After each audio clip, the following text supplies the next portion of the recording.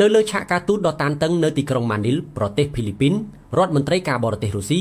លោក Sergei Lavrov និងរដ្ឋមន្ត្រីការបរទេសអាមេរិកលោក Marco Rubio បានជួបប្រជុំផ្ទាល់ជាលើកដំបូងចាប់តាំងពីខែកញ្ញាឆ្នាំ2025មកជំនួបទ្វេភាគីនេះបានប្រព្រឹត្តទៅនៅក្រៅប្រព័ន្ធនៃកិច្ចប្រជុំរដ្ឋមន្ត្រីការបរទេសអាស៊ានដោយផ្ដោតសំខាន់លើបញ្ហានៃសង្គ្រាមនៅប្រទេសអ៊ុយក្រែននៅក្នុងជំនួបនោះប្រមុខការទូតរុស្ស៊ីលោក Lavrov បានចេញមុខព្រមានទីក្រុង Washington យ៉ាងចាស់ដៃជុំវិញការបន្តបញ្ជូនអាវុធទៅឲ្យប្រទេសអ៊ុយក្រែនដែលលោកបានពិពណ៌នាថាជាទង្វើមិនអាចទទួលយកបាន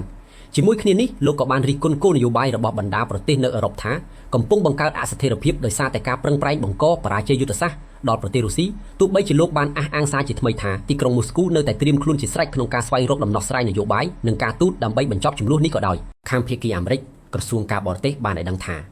អ្នកការទូតទាំងពីររូបបានពិភាក្សាអំពីទំនាក់ទំនងទ្វេភាគីនិងតម្រូវការចាំបាច់ក្នុងការបញ្ចប់សង្គ្រាមនៅអ៊ុយក្រែនលោក Marco Rubio បានទទួលស្គាល់ថាចំនួនមួយនេះបានរារាំងយ៉ាងខ្លាំងដល់សមត្ថភាពរបស់ប្រទេសមហាអំណាចទាំងពីរក្នុងការស្វែងរកកិច្ចព្រមព្រៀងលើវិស័យផ្សេងៗទៀត